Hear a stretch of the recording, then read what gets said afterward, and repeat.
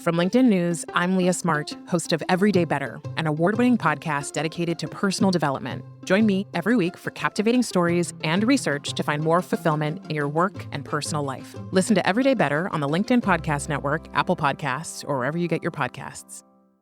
Did you know that small and medium businesses make up 98% of the global economy, but most B2B marketers still treat them as a one-size-fits-all?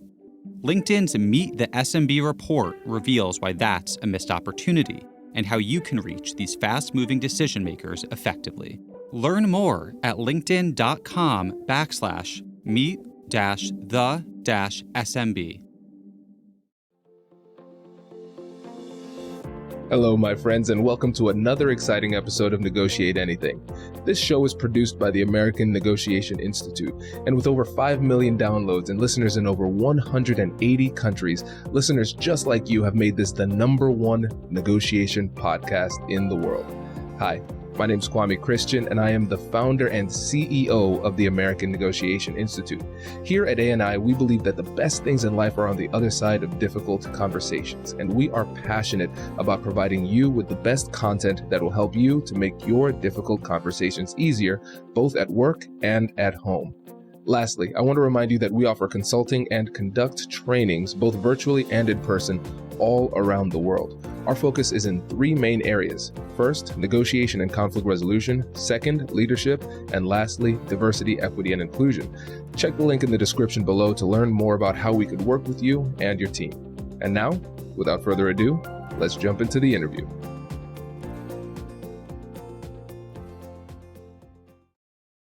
Andy, good to have you back. Kwame, it's a pleasure. I enjoy watching you and the growth and the positive influence that you're having in so many communities with the skills that we cherish and the things that are important to us. So it's a real honor to be able to come back and talk with you. Oh, I appreciate it, man. That means a lot. And it means a lot coming from you, especially too, because you're doing incredible work. You've been on the show a couple times, but let's reintroduce you to some of the new listeners. Certainly. My name is Andy Prisco. I've done some things a CEO told me a long time ago. Andy, if you're lucky, you get a couple of peaks in your career. And I feel very blessed to have had a couple. I started what has become known as the Psychiatric Emergency Response Team program in a very large care and services system in the Pacific Northwest.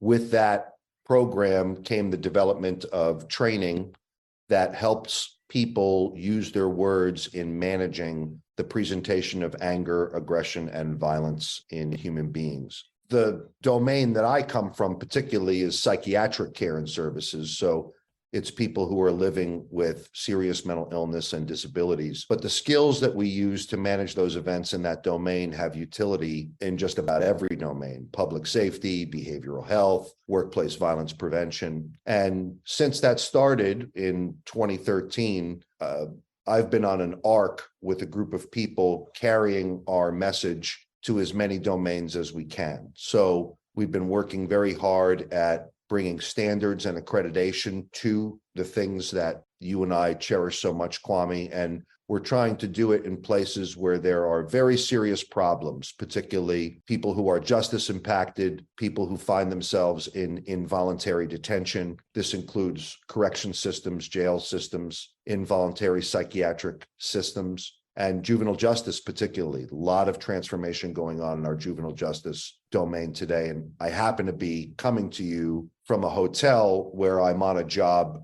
with a large juvenile justice system right now, trying to bring change. So to be able to talk about this, particularly at this time, is really fun for me. So thank you. Absolutely. The work you do is incredible. And when you think about the difficult conversations that just everyday people have day to day, we experience anger, emotions, things like that. We have to work through the anger and emotions and challenges of other folks. But the world that you're coming with, it's a different level. And yeah, it's a necessary skill. You got to have it in order to get through the workday without having a lunch tray thrown at you or potentially being assaulted or some other, kind of unfortunate thing. The skills, particularly, the ones you want to talk about today are almost like the bread and butter that have to be utilized. And it's so accepted within these domains that you got to do this because the stakes are so high. The people that don't do this wind up either leaving the job or voluntarily or involuntarily because of some event. The people who seem to do well long-term in the care and services domain are particularly good at these things. Naturally, they recognize pretty quickly, if I don't get good at this real quick, if I don't give someone the sense that I'm paying attention and I really hear them and we're going to explore options together. If I don't do that first, might wind up with that object getting thrown at me, or I might wind up having to manage some kind of complaint against me. So when the stakes are high, validation becomes clear as a necessary tool. Absolutely. And let's dig deeply into validation, because I believe it's something that is absolutely critical in all of our difficult conversations. And when I think about the trainings that I've done in different parts of the country, it is rare that I've found people that are even aware of what validation means in the context of a difficult conversation. So let's just start with validation 101. What does that mean? I love the way that you articulated the primer for this. I think you're right. The term has different definitions for different people. As you and I know, as devotees of this work, what we encounter as educators and students is a very vast lexicon, lots of words to describe the same principle, lots of principles, a beneficiary of one word. So there's varying definition, and people like you and me and Julia and Jack and Gary and all of us are trying to make sense of it. My personal opinion is that Dr. Marsha Linehan of dialectic behavior therapy has provided the most comprehensive understanding of the validation word. And she puts it in 6 levels. I'll quickly rattle them off. Listening and observing. That's the use of paralanguage and a nonverbal affect that confers the idea that you're really being heard. Like I'm looking right at you and I'm saying, Level 2, accurate reflection of what has been stated. What do we call that in other areas? Reflection statements, mirroring. Level 3, articulating the unverbalized, the emotional labeling. So somebody presents a description of their frustration, a description of their anger without using a feeling word. And then we respond with what's not verbalized. So it sounds like you're really angry that he or she did this to you. And what we also know now, and a lot of people are out there talking about it, is that for whatever reason, emotional labeling, articulating the unverbalized, instigates the cognitive process known as reappraisal.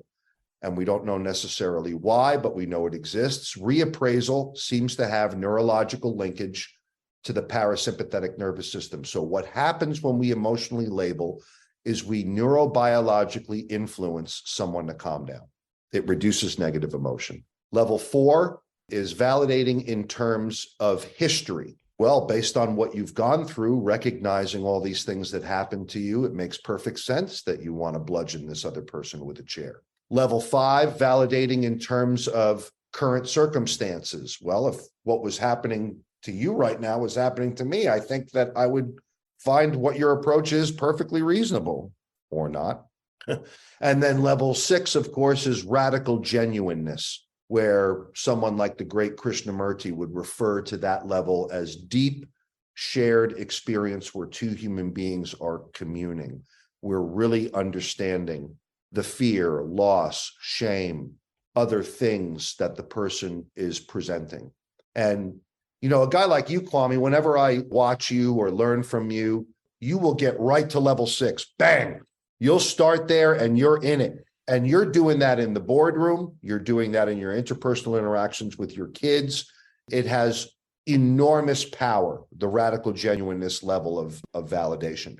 Where one must be cautious with that is if someone is presenting psychiatric symptoms and they think that nanobots are coming from the shower water, and we don't want to necessarily radically genuinely connect about that, because what we want to do is bring in an interpersonal interaction that moment into reality. So you're always safe with levels 1 and 2. It's really hard to screw up listening and observing and accurately reflecting what has been stated. But you can render even more influence and deeper connection on your way to radical genuineness. With that just comes some risk, and it depends on who you're doing it with. Wow. Okay, Andy, this is exceptional. Listeners, this is an example of, you know how people say there are levels to this game? There are levels to this game. Because at the beginning, I was saying, hey, Andy, let us together teach the world about validation. Now I'm embarrassed. And now you see my notes. I'm like, oh Andy, my gosh, teach me about validation. Okay, so let's run this back really quickly. Let me make sure I have these levels here. So level 1, we have listening and observing. Level 2, we have accurate reflection. Level 3, we have articulating the non-verbalized. Yep. Level 4, we have validating in terms of history. Level 5, we have validating in terms of current circumstances. And level 6, we have radical genuineness. Does your company invest in professional development training? If you believe that your team would benefit from a negotiation workshop, all you need to do is go to our website, fill out the workshop request form, and then we'll set up a time to chat. These workshops are completely customizable, and we've done them all around the country. Negotiation and conflict resolution skills are beneficial across all professions, but they're especially useful in procurement, purchasing, sales, sourcing, and contract management. Our calendar is filling up quickly, and we even have some workshops scheduled for next year. If you think you might want one, I'd suggest reaching out soon so you don't miss out. Check out the link in the description to learn more. And we will be right back after this.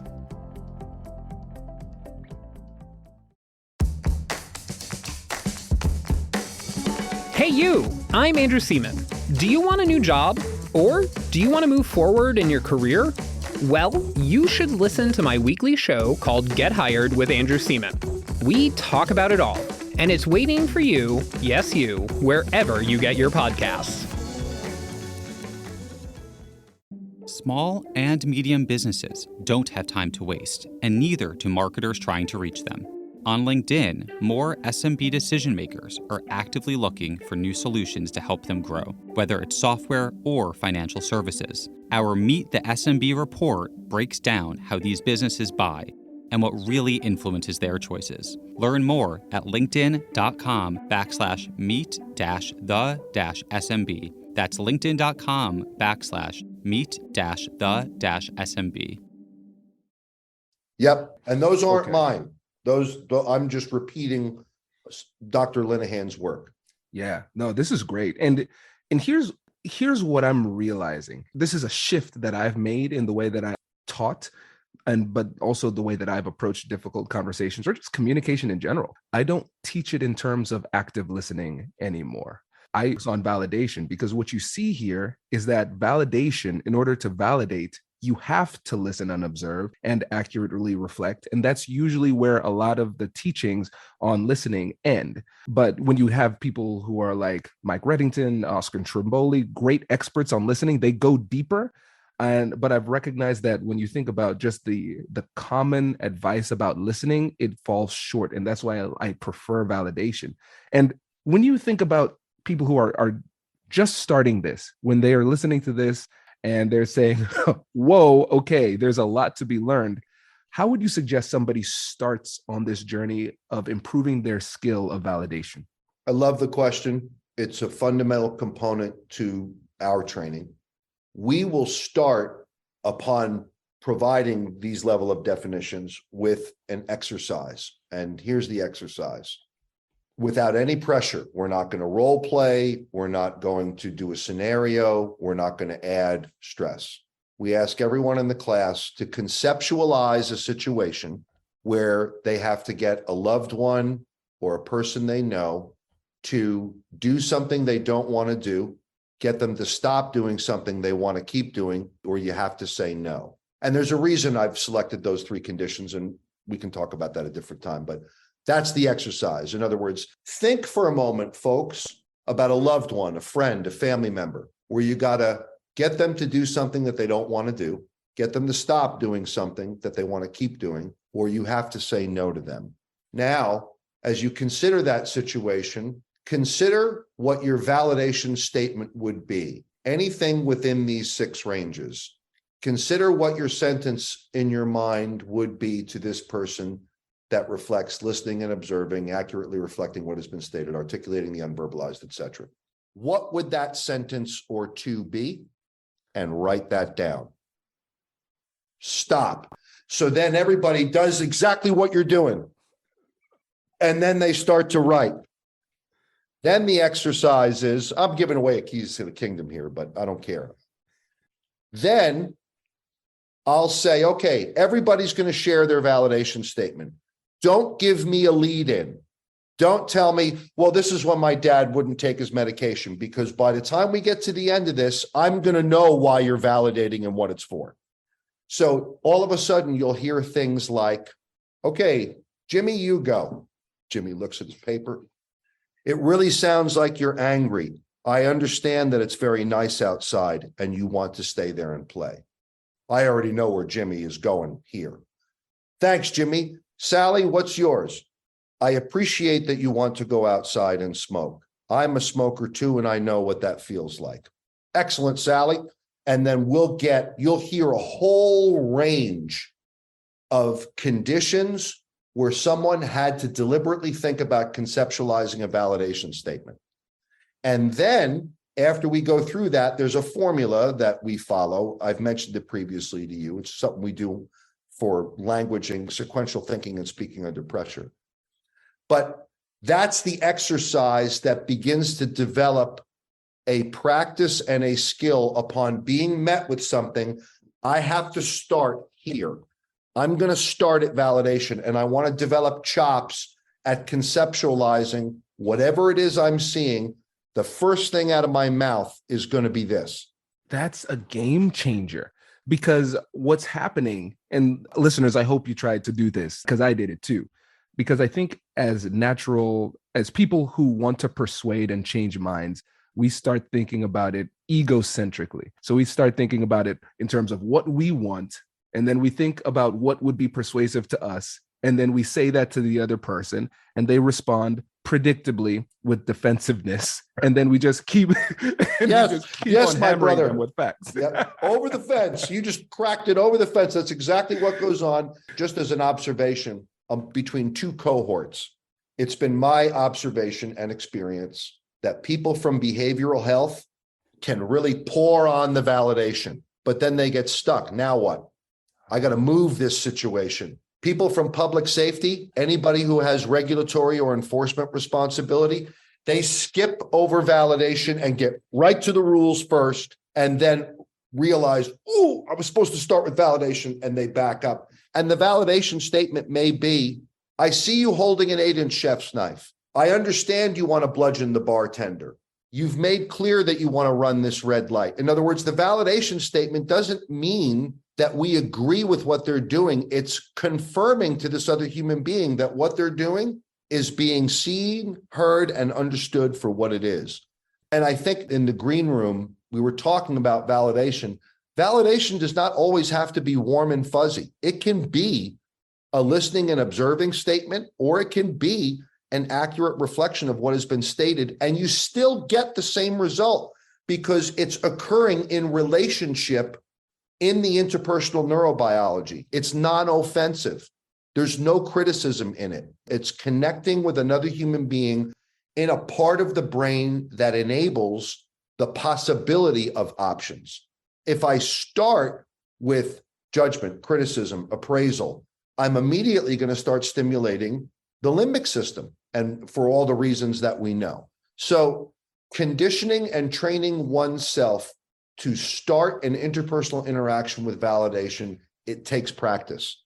But it's definitely, I think, what's coming out of this conversation together. Imagine if the requirement every day when you interacted with another human being was to start with a validation statement before you said anything else. So like even when the person at Burger King says, what would you like to order?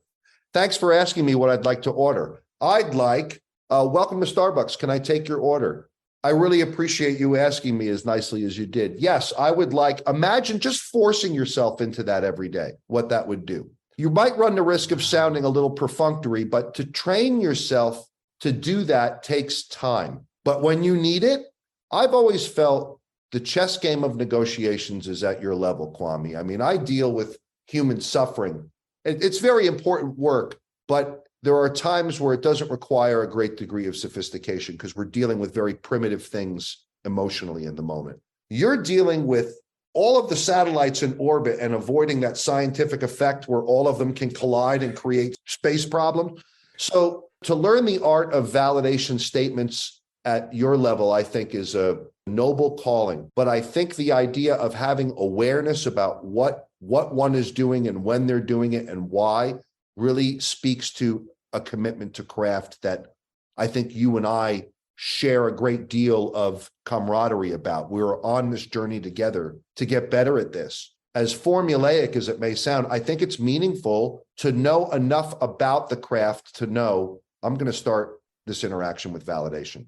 And I'm going to start with a validation statement with each piece of feedback I get from this person across the table. Absolutely. Yeah, and Andy, I want to go back to one of the things that you said, because you said it quickly. I want to make sure that people heard. If you start off with judgment, criticism, appraisal, and let me inject one myself, opinions, direction, or advice, something like that, you said was if you start in that place, it triggers the limbic system. So it triggers that emotional response, right? The thing that's really tough for people is that this validation, this process of validation almost feels like a concession, or it might almost feel like we're endorsing what it is that they're doing. And so for the people who might say, I don't want to do that because if I validate what they're doing, and they're doing something that I don't want to do, if I'm trying to persuade them to go in a different direction, don't I further push them into their own position? Can you speak to that? Yeah, God bless you. If I could reach through this screen and hug you and kiss you, I love what you're hearing. I'm going to tell you why. That myth pervades environments where people find themselves involuntarily. And you hear things like that all the time. We're just reinforcing negative behavior. So let's look at the choices. Is it possible to articulate to another human being that you observe what they're doing without condoning it? I hear you stating that I'm here to take you to the lake of fire from all of eternity. That does not mean I'm reinforcing the delusional belief that I am there to take them to the lake of fire for all of eternity. It means I hear them saying it. What am I trying to leverage by doing that? Number one, that this person feels understood, seen, heard, and in the moment, I am leveraging their capacity in the neocortex for relationship. That's why I'm doing it. Not because I want to be warm and fuzzy, not because the need to address the situation isn't important, but because I have to get around the threat system. I have to get around their filter of interpersonal interactions so I have some ability to influence. That's why I'm doing it. Look, there are times when starting with the rules can be important, and I would say at a safety problem. If two people are about to go nose to nose, I think it's completely reasonable to say, whoa, stop, and separate people and then start validating. That's fine. But unless you're there, if there's discretionary time, it looks like you're holding up a chair and about to throw it. It looks like you're about to run away from us. In other words, there's nothing wrong with starting there. And the reason we're doing that is not because we want to reinforce what they're doing. We're doing that because we want to leverage the interpersonal neurobiology of more critical thinking, higher cortical structures, as Dr. Porges would say, greater diversity of thought and expression. I reduce the capacity for thought and expression if I start with things that drive them down into their limbic system function. That's why I start with validation. It's not because I want to coddle or reinforce the wrong thing. I'm leveraging the interpersonal neurobiology of influence. That's why I'm doing it. Well said. When I talk about compassionate curiosity and that framework, step one. Oh, I love that. That term that you came up with was beautiful. Thank you. Yeah. So we start off with acknowledging and validating emotions, then getting curious with compassion, and then joint problem solving. That's the last step, because play this game where we run into these psychological barriers, but the goal is to overcome and decrease the psychological barriers so we can have higher level conversations. And I want the listeners to pay attention to this, because I think sometimes people could brush this off and say, oh, this is just this soft stuff, all of this woo-woo, everybody's talking about empathy. Hey, We did in this conversation, we never said, this is what a good person should do in a conversation. We're not moralizing this. We're approaching this from a scientific and strategic perspective because we know that if we want to be successful in these interactions, we have to start with validation because scientifically, that is what works. If you had a lab coat on right now, what you just said would fit in any healthcare training for this. All we'd have to do is just change that beautiful double-breasted coat you got on and put on a lab coat, walk you next door. You could have said what you just said without changing a word, and you would have seen a room full of master's level clinicians and physicians and attendant level staff doing this. Yeah, that makes sense. That's what you would hear. And in the areas, in the services, the human services where real crisis can occur, we find confusion about the utility of validation far less frequently. Where we find it more frequently are the environments where either people have been traumatized by violence and they want to control it quickly, so they don't want to invest the time. And generally, those are people who have been in, let's say, a force use discipline for a long time. Corrections, law enforcement in tough neighborhoods, that kind of thing. Or we see it in just environments where the presentation of the recurring violence can shape a human being and how they engage the world.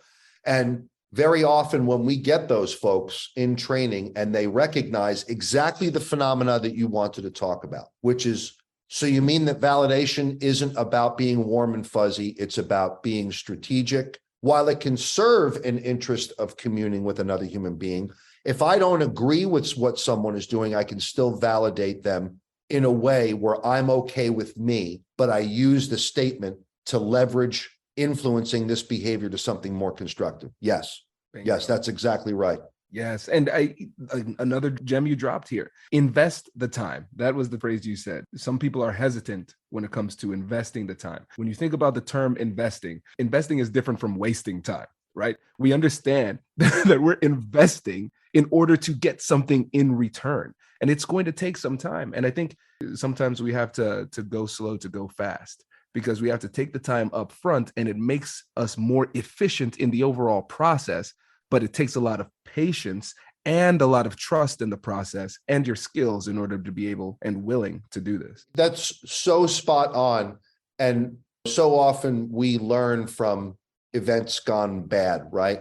How often have people in our domain shared openly the experiences of a misstep, let's say starting the conversation with an egocentric approach, a self-centered approach, off-putting the other human being, and then spend the next 45 minutes fixing that. Whereas if I started with validation, if I started with curiosity, if I started with transparency, I would have saved myself a half an hour of recovery time that I had to invest in this interaction. You know, in my world, the way that can look is someone will start the interaction. Someone will be doing something that requires intervention.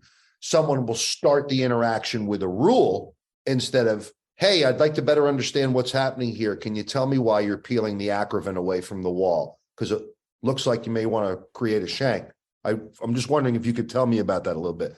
If you start that interaction with, that's a safety violation, stop what you're doing right now, security, come over here. Now, all of a sudden, we have a completely different situation. And what if the guy just said, I was just curious about this. I don't know what it was. I mean, it looked like it was broken. I apologize. Now we have to unravel that. And now we're here for 45 minutes and it would have taken 5, So, and that's an extreme example. I don't expect everyone to completely understand. But the principle that I think we're trying to talk about here is you save yourself a tremendous amount of trouble by starting this way. If you start in a way that gets around the threat system, you're ahead. You're going to save time.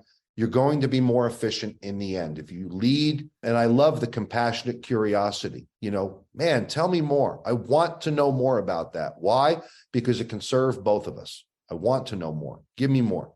And the more we lean into that, let's say antithetical, we're asking what, and if you're with Julia, who's like the master of open-ended questions, I think in open-ended questions, right? So if you were with her, she'll go down that road deep And if you do that up front, it'd be interesting if we collected data on that. If we looked at the efficiency of, let's say, 1 million interpersonal interactions measured and coded, how many were more abbreviated as a result of starting with validation compared to starting with limits, rules, restriction, policy, etc. If we could have a trial about that. I think what we would find is that the vast majority of conversations that started with validation were shorter.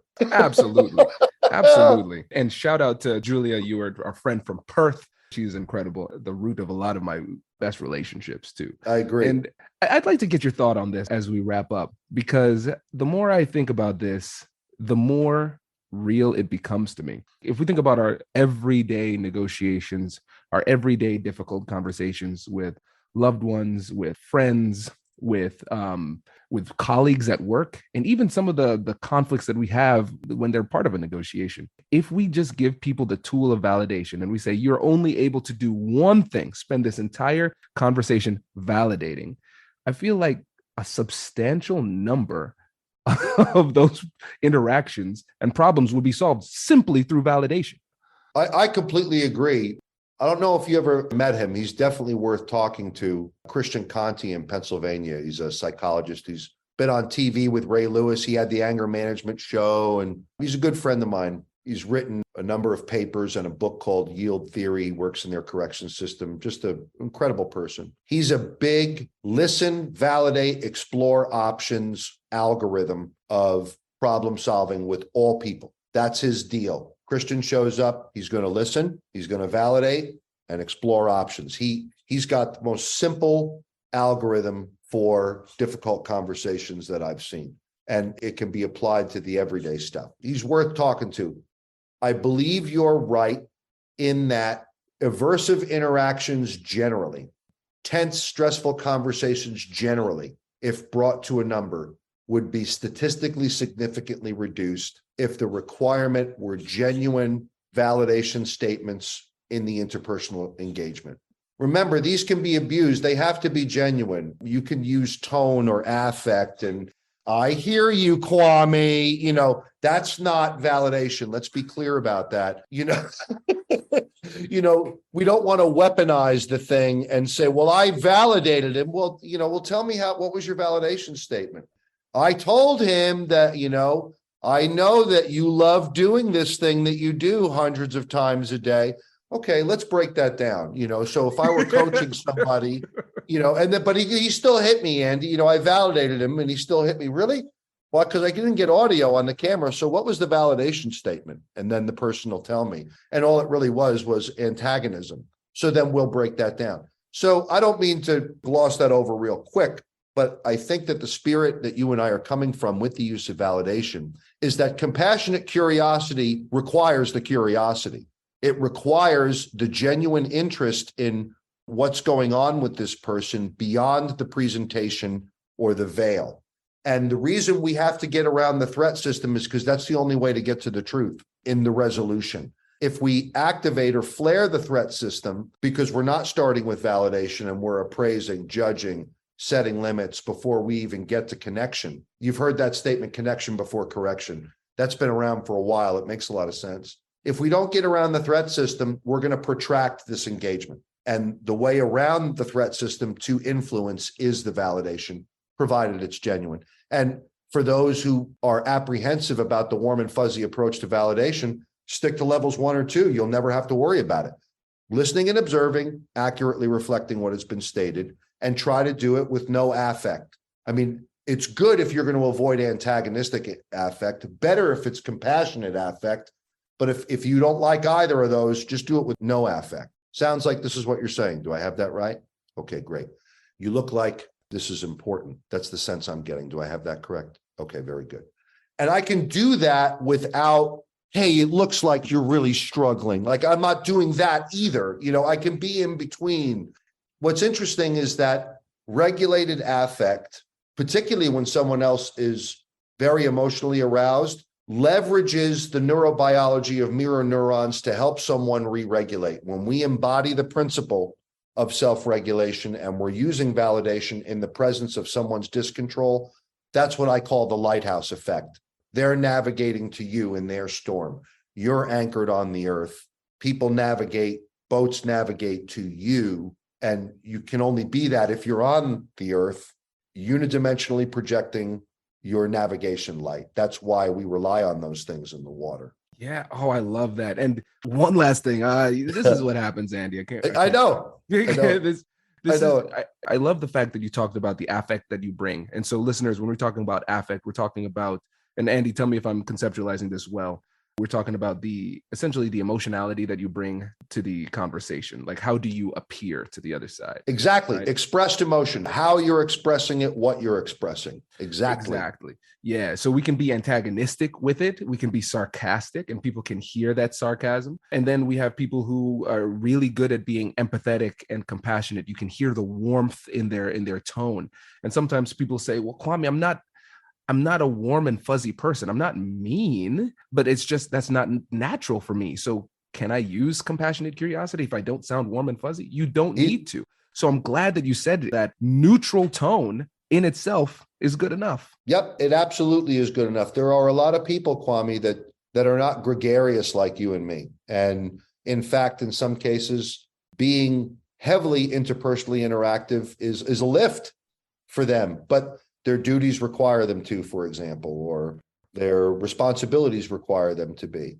If the objective of this conversation was to really begin to deconstruct what validation is, this is certainly one of its expressions. It does not have to be what the television might confer validation is, what a hostage negotiator show should confer that it is. It can be pretty non-offensive without being highly expressive.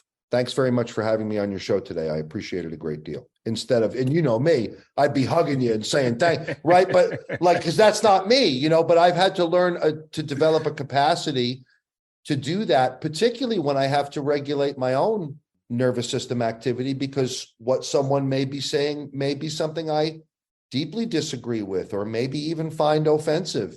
And I have to weigh the risk of how I'm going to articulate any feedback about those things, if at all. I certainly don't want to, hey, so it sounds like you think I'm a complete idiot. I'm not going to say that, and I hear you saying that I'm an idiot. I appreciate that perspective. And then I'm going to go in a different direction, so having some control over the thing is a meaningful attribute to the validation. And that's something that I think our crisis negotiation partners like Scott and Gary and Jack probably have great stories to talk about with. That was a skill in and of itself. The inflection, the tone, the when of some of those things. It's a beautiful discipline we're in. It's a beautiful craft.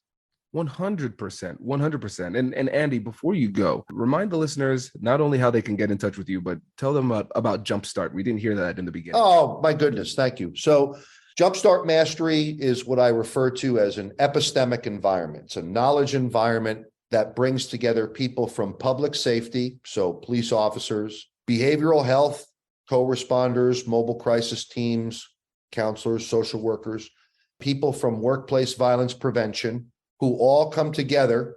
And Kwame's been in our environment presenting. Experts from all over the world come into our environment and present. And we bring together these domains to share in the learning and the language so that we can develop common appreciation of methods and ideas in this work. And it's been going really, really well. We have weekly live sessions where we're grappling with a variety of topics, from dealing with obstacles in our personal and professional domains and lives and overcoming them or accepting that they are part of growth and transformation. We have people coming in from the mediation space talking about restorative justice. There's a whole a la carte menu there of digital materials that you have access to, opportunities to participate in these weekly live sessions. And it's been great. It's been the platform from which my team and I have been invited to go to a number of places to bring the work of psychiatric emergency response team training, advanced crisis intervention training, one-day sessions in crisis de-escalation. And it's been a wonderful journey. And I want to thank you, Kwame, for your openness and enthusiasm about my work when we first met, and being so willing to include that within the things that you do, which are so diverse and uplifting. You're going after all of the areas where people need awareness of this stuff. And I'm doing it in a sliver where it's very intense, and you're bringing it to everybody. And I absolutely, when you do that, you make the world a better place. And in our own ways, we're trying to do that together, bro. At least that's how I experience it. Oh, that's the way I see it too, man. I appreciate you, and the work that you do is vitally important. And I'm excited to see where it goes, because you've been doing this for a while, but I see you as just getting started, because the direction that you're going, the people that you're helping, and the work that you're doing on the policy level too, it's very, very needed. So I appreciate that. Thank you, man. I appreciate you.